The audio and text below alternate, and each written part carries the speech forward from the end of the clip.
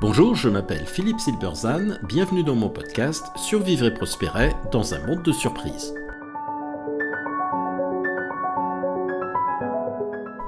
L'épisode d'aujourd'hui, profit, super profit, Total Energy et la leçon oubliée des économistes Knight et Demsetz. En ces temps de forte augmentation des prix de l'énergie, les profits d'entreprises du secteur font polémique. C'est en particulier vrai pour Total Energy. Chaque fois qu'elle publie ses résultats, le même scénario se rejoue. Les bénéfices sont qualifiés de super profit, le terme circule sans être interrogé, et la conclusion s'impose d'elle-même, il faut les taxer. Le raisonnement paraît évident, il repose pourtant sur une compréhension contestable de ce qu'est économiquement le profit. Deux économistes peu connus, Frank Knight en 1921 et Harold Demsetz en 1973, ont proposé des explications qui méritent d'être relues à la lumière du débat actuel. Dans son ouvrage Risk, Uncertainty and Profit, Frank Knight définit l'incertitude en l'opposant au risque. Le risque correspond à des événements répétés. Il est donc mesurable. On peut lui associer des probabilités, le couvrir par une assurance, l'intégrer dans un calcul. L'incertitude, elle, ne se laisse pas quantifier. Elle concerne des phénomènes inédits et complexes dont on ignore non seulement l'issue, mais aussi l'espace des possibles. C'est le cas des marchés et en particulier des marchés émergents, comme Internet dans les années 90. Knight s'intéresse à celui qui agit face à l'incertitude, c'est-à-dire l'entrepreneur. Il part de l'observation, à l'origine de Cantillon, un autre économiste, que l'entrepreneur réalise un arbitrage entre l'investissement, réalisé dans le présent et donc certain, et le retour espéré sur cet investissement qui, lui, est incertain parce qu'il est situé dans le futur. L'entrepreneur ne sait pas si cet investissement donnera quelque chose.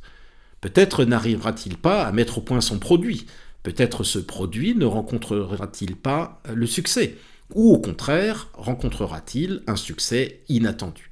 Le retour sur son investissement est estimable sans doute, mais il n'est pas prédictible avec certitude. Pour Knight, le profit naît précisément de cette incertitude irréductible.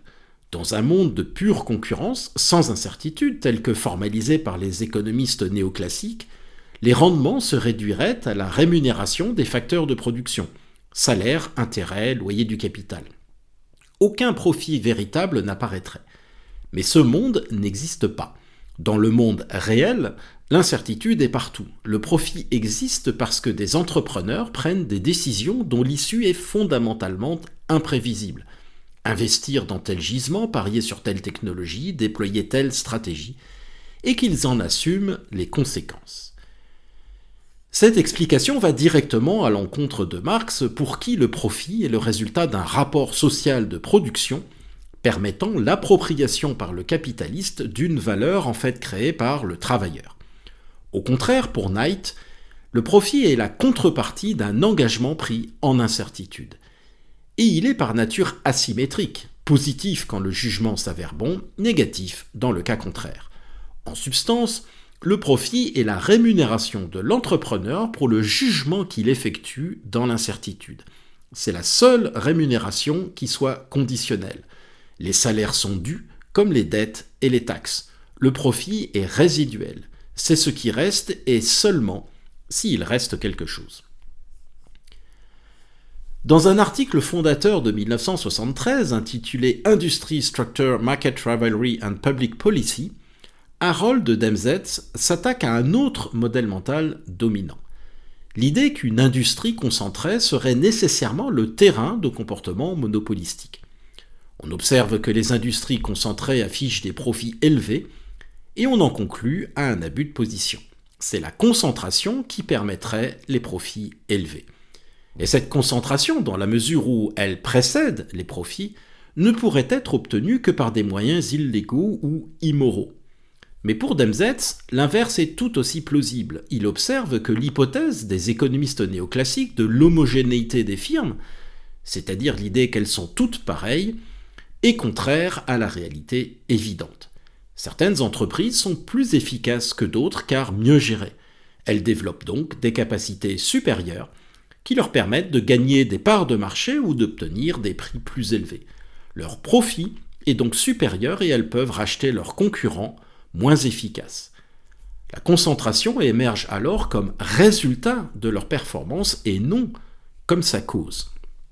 Demsetz ajoute un élément décisif, ces capacités supérieures sont difficiles à identifier et à répliquer. Même les concurrents peinent à comprendre pourquoi une entreprise réussit mieux qu'eux. L'avantage tient à la firme prise comme un système intégré, son organisation, sa réputation, ses routines, ses arbitrages historiques, en bref, son modèle d'affaires, et non à un ingrédient isolable. Alors appliquons ces deux grilles. Total Energy opère sur un marché mondial où elle ne fixe pas les prix. Quand le baril monte, c'est dû à des causes variables, tensions géopolitiques, décisions de l'OPEP, chocs de demande, etc. Les marges qui en résultent ne traduisent pas un pouvoir de fixation des prix, mais le rendement d'investissement consenti 5, 10, voire 15 ans auparavant, sous une incertitude considérable. Gisements explorés sans garantie de découverte, capacité industrielle déployée sans connaître l'état du marché à l'horizon de leur amortissement. C'est précisément la situation que Knight décrivait, un pari de long terme irréversible dans un environnement non probabilisable. Et c'est aussi celle de Demsetz, des capacités organisationnelles, gestion de portefeuille de projets, ingénierie, négociation contractuelle internationale, développées et améliorées depuis des années et qui ne se copient pas du jour au lendemain. Alors sans définition précise, le mot superprofit fonctionne donc comme un raccourci théorique. Il suggère qu'il existerait un profit normal au-delà duquel on entrerait dans une zone illégitime. Mais aucune théorie économique ne définit ce seuil. Les profits sont volatiles par construction, en raison, encore une fois, de l'incertitude dans laquelle sont prises les décisions. Même les entreprises pétrolières, qui affichent aujourd'hui des résultats élevés, ont enregistré en 2020 des pertes massives lorsque le prix du baril s'est effondré. Personne n'a alors proposé de leur verser un super soutien pour compenser leurs super pertes. Qualifié de super profit, un résultat ponctuellement élevé revient à isoler une séquence favorable du cycle dont elle fait partie. C'est confondre un instantané avec une moyenne et une rémunération de l'incertitude avec une rente. Au-delà de Total Energy, le débat sur les super profits illustre une tendance plus générale, celle de chercher dans la morale ou la fiscalité des réponses à des questions qui relèvent d'abord de l'analyse économique, et plus largement celle de désigner un bouc émissaire dès qu'un problème surgit. Peut-être ces attaques ne sont-elles que du entreprise bashing opportuniste, dans une période où toutes les institutions visibles sont contestées, et peut-être l'explication ne va-t-elle pas plus loin. Reste qu'une meilleure compréhension de ce qu'est le profit et de la manière dont il naît rendrait ce réflexe moins audible et permettrait des discussions plus sereines sur le rôle des entreprises dans la société. Merci de votre attention, vous pouvez retrouver cet épisode sur les principales plateformes de podcast. N'hésitez pas à vous abonner pour être informé des prochains épisodes. À bientôt.